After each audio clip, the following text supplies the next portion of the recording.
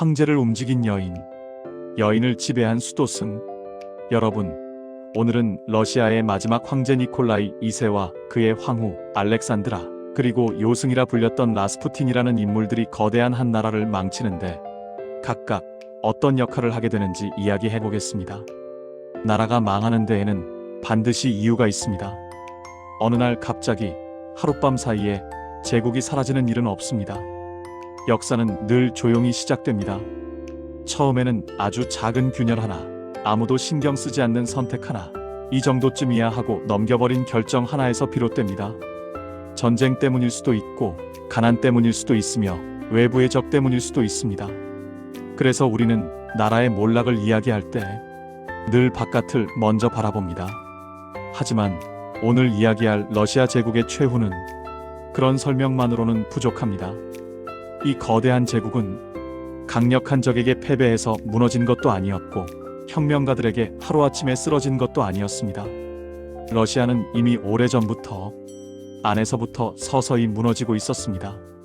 그 사실을 아무도 몰랐던 것은 아닙니다. 다만 아무도 책임지지 않았을 뿐입니다. 황제는 결단하지 않았고 황후는 불안에 잠겨 있었으며 국정은 조금씩 공적인 영역을 벗어나 사적인 관계 속으로 흘러들어갔습니다. 이 이야기의 중심에는 세 사람이 있습니다. 강하지 않았던 황제, 언제나 망설이던 통치자, 그리고 국가보다 가정을 먼저 선택했던 남자. 그 곁에는 끝없는 불안 속에서 살아가던 황후가 있었고 그 불안을 이해했는지 아니면 교묘하게 이용했는지 아무도 확신하지 못하는 한 수도승이 있었습니다. 이 세 사람의 관계는 처음부터 거창하지 않았습니다. 언제 죽을지 모르는 아이를 살리고 싶은 한 어머니의 절박한 마음, 그 아내를 지켜주고 싶었지만 아무것도 할 수 없었던 남편의 침묵, 그리고 그 틈으로 들어온 한 남자의 낮은 속삭임. 문제는 그 속삭임이 가족의 방을 넘어 궁정으로, 궁정을 넘어 국정으로, 그리고 제국 전체로 퍼져나갔다는 데 있었습니다. 그때부터 러시아에서는 이상한 일들이 하나둘 벌어지기 시작합니다. 누가 장관이 되는지 아무도 명확히 설명하지 않았고 누가 해임되는지도 아무도 책임지지 않았습니다. 정치는 회의실이 아니라 사적인 공간에서 결정되었고 국가는 문서와 제도가 아니라 믿음과 신뢰라는 이름으로 운영되기 시작했습니다. 사람들은 묻기 시작합니다. 이 나라는 도대체 누가 다스리고 있는가? 그리고 그 질문은 머지않아 확신으로 바뀝니다. 황제는 보이지 않고 대신 보이지 않는 손이 존재한다는 확신이었습니다. 소문은 퍼졌고 의심은 굳어졌으며 불신은 공포로 변해갔습니다. 그러나 그 모든 과정은 너무도 조용하고 너무도 일상적으로 진행되었습니다. 그래서 사람들은 깨닫지 못했습니다. 이미 이 제국이 되돌릴 수 없는 선을 넘어버렸다는 사실을. 이 이야기는 황제를 지배한 한 여인의 이야기이자 그 여인을 지배한 한 수도승의 이야기이며 결국 아무 소리 없이 사라져버린 한 제국의 이야기입니다.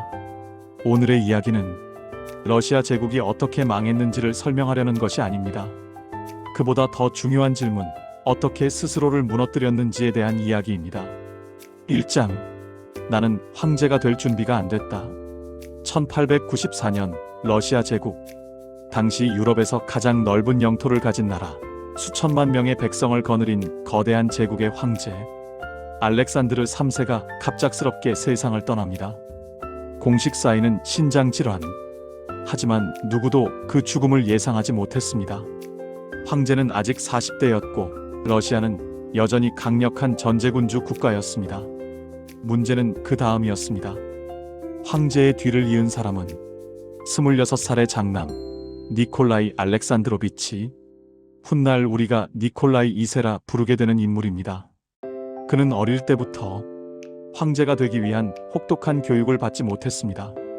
아버지 알렉산드르 3세는 아직 멀었다는 이유로 아들에게 국정의 핵심을 거의 보여주지 않았습니다. 그 결과 니콜라이는 제국의 주인이 되었지만 제국이 어떻게 돌아가는지는 전혀 알지 못한 상태였습니다. 즉위식 전날 밤 그는 가장 가까운 측근에게 이렇게 털어놓습니다. 나는 통치하는 법을 모른다. 이 말은 기록으로 남아 있습니다. 그리고 중요한 점은 이 말이 겸손도 연출도 아니었다는 사실입니다. 니콜라이 2세는 스스로도 자신이 준비되지 않았다는 걸 정확히 알고 있었습니다. 그에게는 강한 카리스마가 없었고 사람을 압도하는 존재감도 없었으며 위기의 순간 결단을 내리는 능력도 없었습니다. 정치적 판단은 늘 늦었고 결정해야 할 순간마다 주변의 눈치를 먼저 살폈습니다. 그 대신 니콜라이에게 분명히 강한 것이 하나 있었습니다. 바로 가족에 대한 집착이었습니다.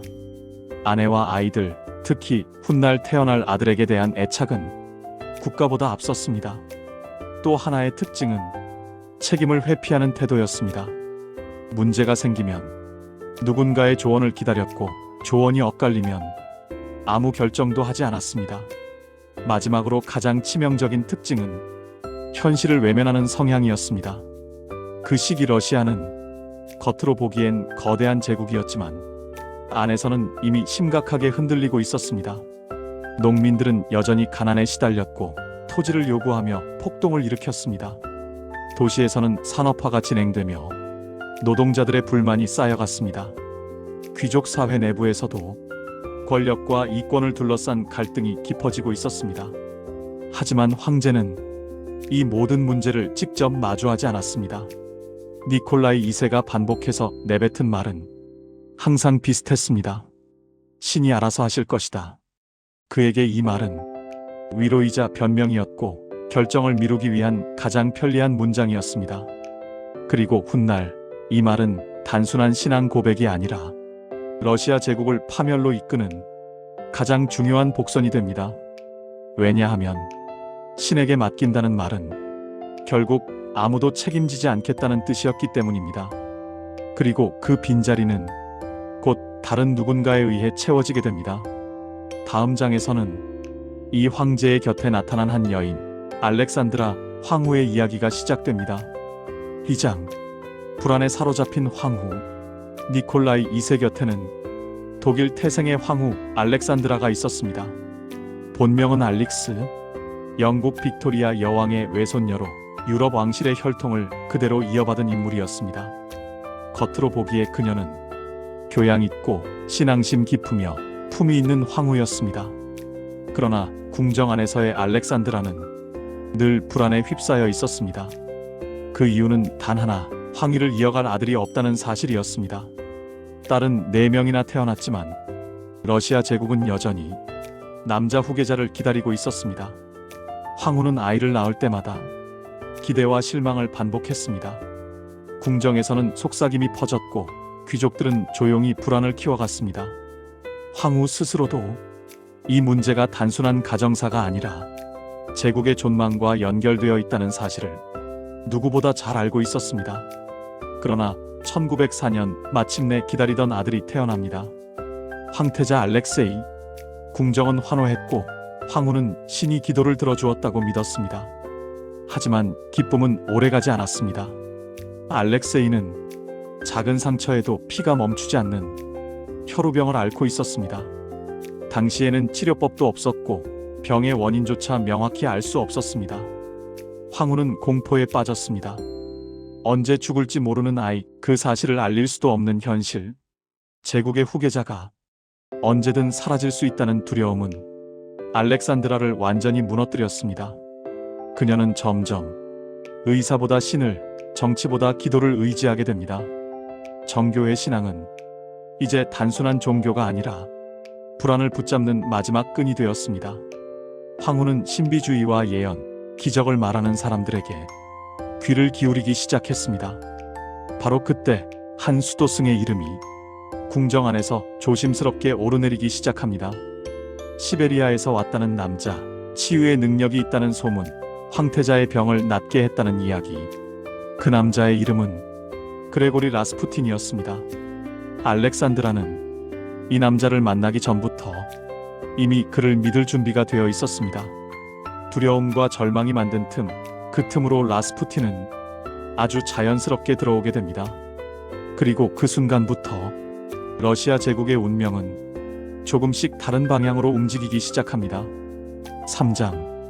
황태자를 살린 남자. 라스푸틴이 처음 궁정의 모습을 드러냈을 때 그는 누구도 경계할 만한 인물이 아니었습니다.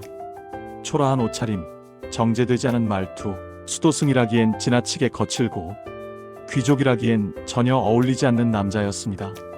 그러나 알렉산드라 황후는 그를 보는 순간부터 달랐습니다. 그는 황후가 찾고 있던 사람이었습니다. 아들을 살려줄 수 있을지도 모르는, 아니 살아있다고 믿게 해줄 수 있는 존재였습니다. 라스푸틴은 의사처럼 약을 들이밀지 않았고 학자처럼 병을 설명하지도 않았습니다. 그는 단지 아이의 곁에 앉아 기도했고 속삭였고 황후에게 말했습니다. 신이 이 아이를 지켜보고 있다고. 놀랍게도 라스푸틴이 다녀간 뒤 황태자의 출혈이 멎었다는 기록이 남아 있습니다. 의학적으로 설명하기 어려운 일이었고 우연일 가능성도 충분했습니다. 하지만 황후에게 그것은 기적이었습니다. 이 순간부터 라스푸틴은 단순한 수도승이 아니라 황태자의 생명을 붙잡고 있는 남자가 됩니다. 그리고 그 생명은 러시아 제국의 미래 그 자체였습니다. 황제 니콜라이 2세 역시 라스푸틴을 의심하지 않았습니다. 아니, 의심하지 않으려 했습니다. 아들이 살아있다는 사실 앞에서 그는 어떤 질문도 던지고 싶지 않았습니다. 그렇게 라스푸틴은 조용히 그러나 확실하게 궁정 안으로 들어옵니다. 처음에는 조언자였고 그 다음에는 신뢰받는 인물이 되었으며 마침내는 배후의 존재가 됩니다. 장관 임명에 그의 이름이 언급되기 시작했고 해임 사유는 설명되지 않았습니다. 누가 승진했고 누가 밀려났는지 그 기준은 점점 불분명해졌습니다. 귀족들은 수군거렸고 관료들은 눈치를 보았으며 군부는 불안해졌습니다. 그러나 황후의 믿음은 그 모든 의심을 잠재웠습니다. 라스푸틴은 황후에게 신의 목소리를 전했고 황후는 그 목소리를 황제에게 전달했습니다. 국가는 그렇게 한 단계를 더 사적인 영역으로 내려옵니다. 러시아 제국의 운명은 회의실이 아닌 침실과 기도실에서 조용히 결정되기 시작합니다. 이제 사람들은 말합니다.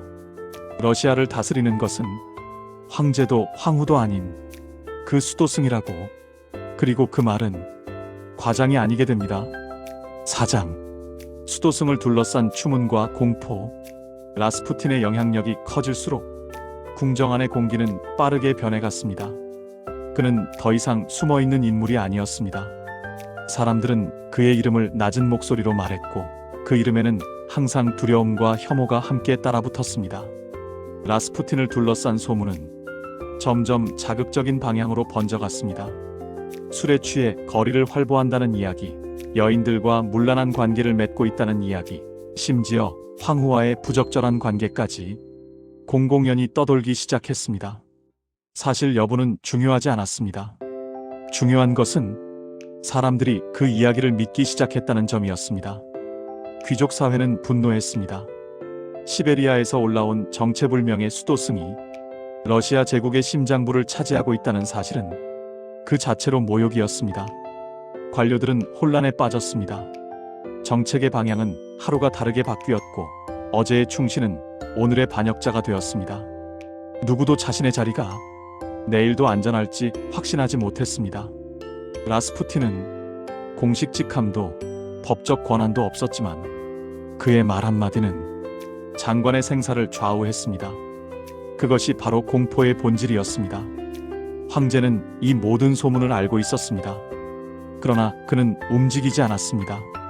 라스푸틴을 의심하는 것은 곧 황후를 부정하는 일이었고 황후를 부정하는 것은 아들의 생명을 부정하는 것처럼 느껴졌기 때문입니다.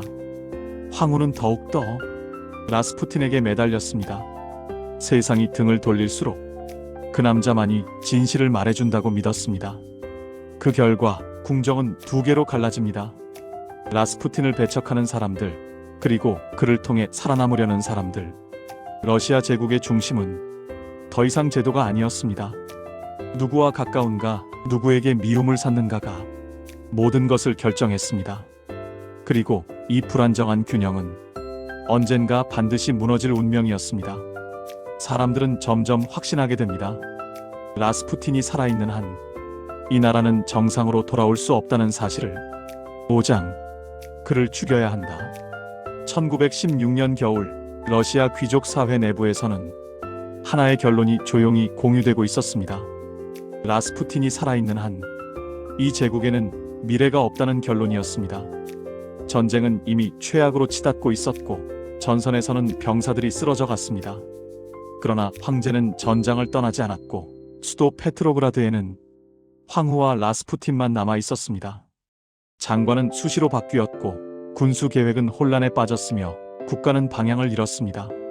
사람들은 더 이상 혁명을 말하기 전에 먼저 이 수도승을 제거해야 한다고 생각했습니다. 그 중심에는 황실과 혈연으로 연결된 귀족들, 유수포프 공작과 드미트리 대공이 있었습니다. 그들은 이 일을 반역이 아니라 애국이라고 믿었습니다. 계획은 간단했습니다. 라스푸틴을 궁전으로 불러들여 조용히 흔적 없이 끝내는 것.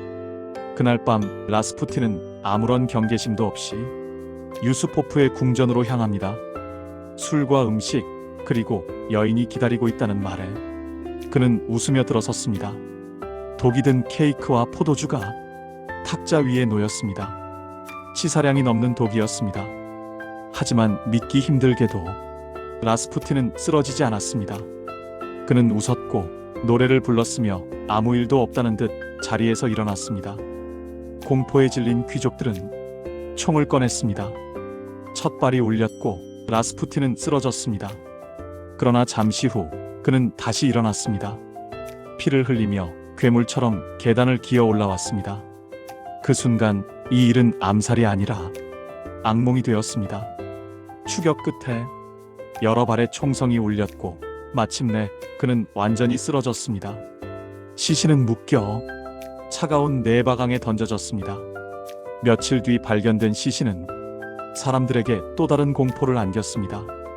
그는 물속에서 살아있었던 흔적을 남기고 있었기 때문입니다. 이제 사람들은 말했습니다. 라스푸틴은 인간이 아니었다고. 그러나 진짜 공포는 그가 죽은 뒤에 시작됩니다. 6장 죽음 이후의 붕괴. 라스푸틴이 죽자 사람들은 잠시 안도했습니다. 마치 병의 원인을 도려낸 것처럼 이제 모든 것이 정상으로 돌아갈 것이라 믿었습니다. 그러나 그 기대는 너무 순진한 착각이었습니다. 황후 알렉산드라는 라스푸틴의 죽음을 단순한 살인이 아니라 신에 대한 도전으로 받아들였습니다. 그녀는 그를 순교자로 여기기 시작했고 그의 말과 편지, 예언을 마지막 유언처럼 붙잡았습니다. 라스푸틴이 사라진 자리에는 이성이 돌아오지 않았습니다. 오히려 공포와 광신만 남았습니다. 황제 니콜라이 2세는 전선에 머문 채 수도와 점점 멀어졌습니다. 그는 나라를 직접 다스리고 있다고 믿었지만 사실상 고립된 상태였습니다. 수도에서는 물자가 부족해졌고 빵을 구하기 위한 줄이 길어졌습니다. 분노는 더 이상 속삭임이 아니었습니다. 거리에서 외침이 되었고 외침은 행동으로 변해갔습니다. 1917년 결정적인 순간이 찾아옵니다. 병사들조차 황제를 위해 총을 들지 않겠다고 선언합니다. 제국의 마지막 방패가 무너진 순간이었습니다. 니콜라이 2세는 끝까지 상황을 이해하지 못했습니다. 그는 여전히 신이 해결해 줄 것이라 믿었고 현실을 직시하지 않았습니다. 그리고 마침내 그는 황제의 자리에서 물러납니다. 러시아 제국 300년 로마노프 왕조의 끝이었습니다. 황후는 충격 속에서도 라스푸틴의 예언을 떠올렸습니다. 그가 남겼다는 말, 왕실이 피로 끝날 것이라는 예언. 그 예언은 비극적으로 현실이 됩니다. 황제와 황후, 그리고 그들의 아이들까지 모두 역사 속에서 사라집니다. 이 제국은 전쟁에서 패배해서 망한 것이 아니었습니다. 한 사람의 무능, 한 사람의 불안, 그리고 한 사람의 거짓된 기적이 서로를 강화하며 만든 파국이었습니다. 러시아 제국은 외부의 적보다 내부의 균열로 무너졌습니다. 그리고 역사는 이 질문을 남깁니다. 권력이 사적인 두려움에 사로잡힐 때 국가는 어디까지 무너질 수 있는가? 에필로그. 제국이 무너진 자리에서 러시아 제국의 몰락은 총성과 혁명 구호로 시작된 것이 아니었습니다. 그 시작은 훨씬 조용했고 훨씬 사적인 공간에서 이루어졌습니다. 결단하지 못한 황제, 불안에 잠식된 황후, 그리고 그 불안을 파고든 한 인물. 이 세 사람의 관계는 국가의 운명을 개인의 감정 속으로 끌어내렸습니다. 니콜라이 2세는 악한 폭군이 아니었습니다. 그러나 그는 너무 약했고 그 약함은 통치자의 자리에서 치명적인 결함이 되었습니다. 알렉산드라 황후 역시 권력을 탐한 여인이기보다는 두려움에 사로잡힌 어머니였습니다. 하지만 그 두려움은 이성과 제도를 밀어내고 믿음과 집착을 불러왔습니다. 라스푸틴은 모든 비극의 원인이라기보다 이미 벌어져 있던 균열 속으로 자연스럽게 들어온 존재였습니다. 그가 사라졌다고 해서 제국이 살아날 수 없었던 이유도 바로 그 때문입니다. 러시아 제국은 한순간에 무너진 것이 아니라 책임이 사라진 자리마다 조금씩 무너져 내렸습니다. 결정을 미룰 때마다, 현실을 외면할 때마다, 국가의 문제를 사적인 믿음으로 덮을 때마다 제국은 한 발짝씩 파멸에 가까워졌습니다. 그래서 이 이야기는 100년 전 러시아만의 이야기가 아닙니다. 권력이 누구의 손에 있는지보다 그 권력이 어떤 두려움에 지배되는지가 얼마나 중요한지를 보여주는 이야기입니다. 역사는 반복되지 않는다고 말합니다. 하지만 무너지는 방식은 놀라울 만큼 닮아 있습니다. 러시아 제국은 사라졌지만 그 몰락이 남긴 질문은 지금도 여전히 유효합니다. 권력이 개인의 불안에 사로잡힐 때 국가는 과연 어디까지 버틸 수 있을까요? 이제 판단은 이 이야기를 듣는 우리의 몫입니다. 감사합니다.